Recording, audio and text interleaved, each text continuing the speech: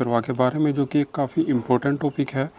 इससे बाद में जो हम पढ़ेंगे बर्नौली का सिद्धांत, उसमें धारा रेखीय प्रवाह का काफ़ी इम्पोर्टेंट रोल है। यदि हम इसको ध्यान से पढ़ लेंगे तो उसको समझने में काफ़ी आसानी होगी। तो आइए शुरू करते हैं आज की इस वीडियो को। सबसे पहले मैं अब आपको बता दूं, इससे पहले जो हमने वीडियो कवर की हैं जिसमें हमने पास्कल का नियम पढ़ा, आर्किमिडीज का सिद्धांत पढ़ा, उसमें हमने विराम द्रव्य के बारे में पढ़ा था। ठीक है, यानी कि द्रव जब विराम स्थिति में होता है तो उस समय जो भी क्रियाएं होती हैं वो हमने उनमें कवर की थी। इस वीडियो में क्या होता है, जल क्या होता है, प्रवाह हो रहा है। ठीक है, तो द्रव का प्रवाह होता है। ठीक है, जब द्रव का प्रवाह होता है तो उसके अध्ययन को क्या कहते हैं, तरल गतिकी कहा जाता है। अब धारा रेखीय प्रवाह क्या होता है, ये कहते हैं कि जब द्रव का प्रत्येक कण प्रवाह के दौरान उसी बिंदु से गुजरता है जिस बिंदु से उससे पहले वाला कण गुजरा था, तो ऐसे प्रवाह को धारा रेखीय प्रवाह कहते हैं। कैसे, जैसे ये कोई द्रव का मार्ग है जिस पर वो गति कर रहा है, यानी कि प्रवाह कर रहा है।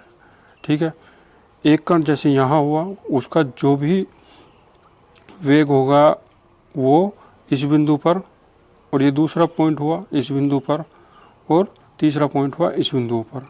ठीक है, तो उसका जो वेग होगा वो कैसे प्राप्त करेंगे, इसके जो पथ है उस पर एक स्पर्श रेखा खींचकर। इस बिंदु पर होगा तो ऐसे स्पर्श रेखा खींचेंगे, इस बिंदु पर होगा तो एक ऐसे स्पर्श रेखा खींचेंगे। तो ये क्या बताएगा, उसकी दिशा को बताएगा तथा वेग किस दिशा में है उस वेग से गति कर रहा है। ठीक है, और धारा रेखीय प्रवाह क्या होगा कि उसका प्रत्येक कण उसके पथ को ही अनुसरण करता है। ठीक है, जैसे पहला एक कण यहाँ था, उसके बाद यहाँ पहुँच गया, फिर उसके बाद यहाँ पहुँच गया, फिर दूसरे वाला कण जो आएगा वो भी यहीं से ही गति करेगा। ठीक है, तो ऐसे प्रवाह को क्या कहेंगे, हम धारा रेखीय प्रवाह कहेंगे। ठीक है, इसका मतलब यह नहीं है कि कोई कण सरल रेखा में गति कर रहा है तो वह द्रव क्या होगा, धारा रेखीय होगा। ठीक है, तो जरूरी नहीं है कि वो धारा रेखीय होगा। यदि उसका प्रत्येक कण पिछले कण के पथ को अनुसरण कर रहा है तो वो क्या होगा, धारा रेखीय होगा, अन्यथा नहीं होगा। जैसे इस चित्र में दिखाया गया है। ठीक है, तो ये क्या है, कण की दिशा है प्रवाहित होने की। ठीक है, और v1 v2 v3 ये क्या है, वेग हैं जो कि उसके स्पर्श रेखा खींची गई है उसके पथ के ऊपर। ठीक है, जो कि क्या दिखा रहा है, उसकी दिशा को दिखा रहा है। ठीक है, पहले यहाँ v1 वेग था, यहाँ v2 और यहाँ v3। ठीक है दोस्तों, यदि ऊपर इसमें देख लीजिए, यदि पहला कण ऐसे गति कर रहा है तो इसके पिछले वाला कण भी इसी दिशा में गति करेगा। ठीक है, जो तीर के निशान दिखाए गए हैं ये केवल उसकी द्रव की दिशा को बताते हैं कि किस दिशा में वह गति कर रहा है। ठीक है, अब कहते हैं कि यदि द्रव के प्रवाह का वेग एक निश्चित वेग से कम होगा तो वह द्रव जो होगा वो धारा रेखीय प्रवाह में गति कर रहा होगा। ठीक है, तो ऐसे निश्चित वेग को क्या कहा है, क्रांतिक वेग कहते हैं।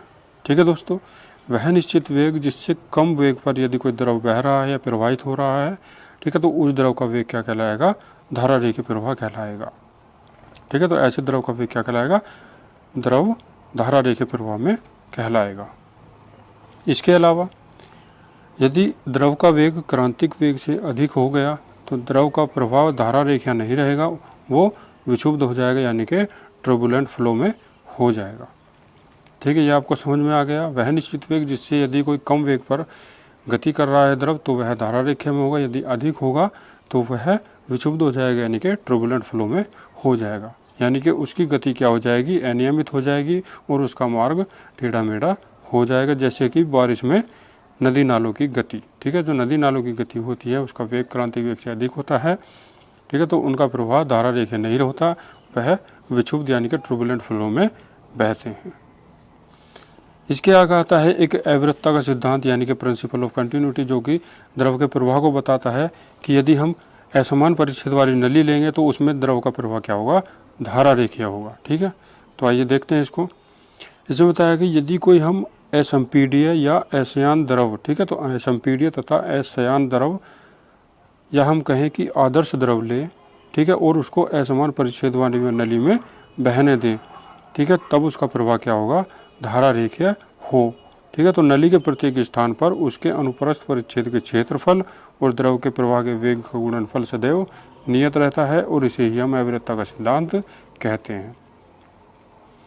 ठीक है दोस्तों, इसमें क्या समझ में आया कि असमान परिच्छेद वाली नली है, ठीक है, जिसका क्षेत्रफल अलग अलग भाग में अलग अलग है, ठीक है, उसमें कोई द्रव प्रवाहित हो रहा है, ठीक है, किसमें, धारा रेखीय प्रवाह में, तब क्या होगा, उस नली के अनुप्रस्थ परिच्छेद के क्षेत्रफल और द्रव के प्रवाह का गुणनफल क्या होगा, नियत होगा।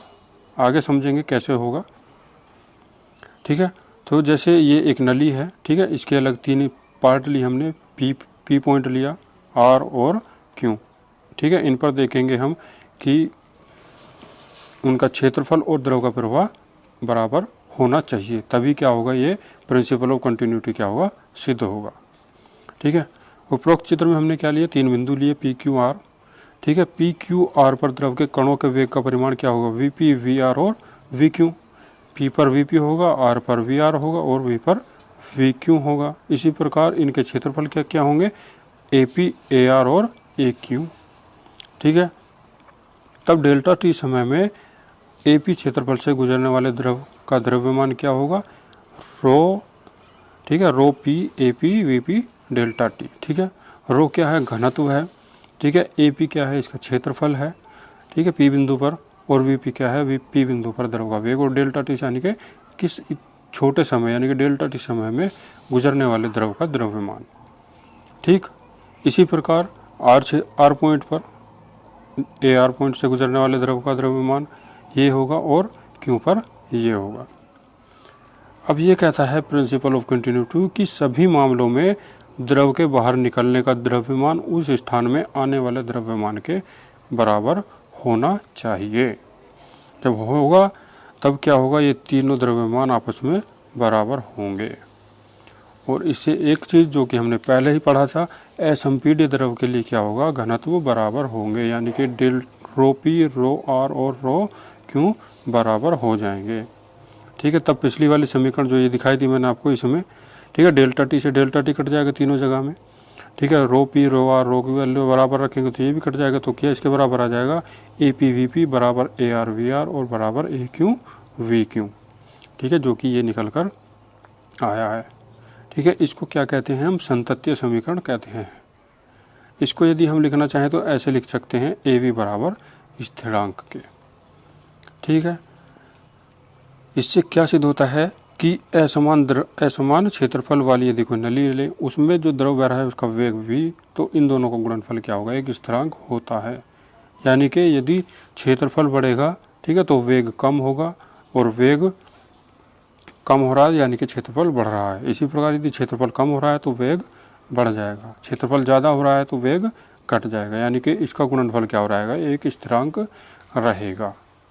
इससे हम क्या समझ पा रहे हैं कि यदि असमान परिच्छेद वाली हम नली ले रहे हैं तो उसके बिंदु पर द्रव के प्रवाह की दर उस बिंदु पर अनुप्रस्थ परिच्छेद के क्षेत्रफल के विरुद्ध क्रमानुपाती होती है।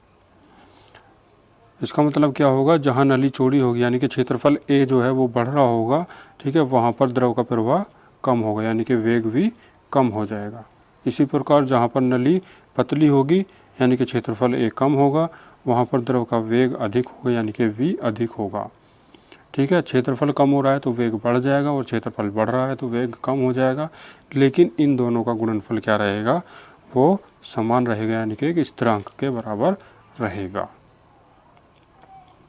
तो दोस्तों कैसी लगी आपको हमारी वीडियो, इससे संबंधित और भी मैं वीडियो लाऊंगा, क्योंकि इससे अगले पार्ट में हम बर्नौली के सिद्धांत के बारे में पढ़ेंगे।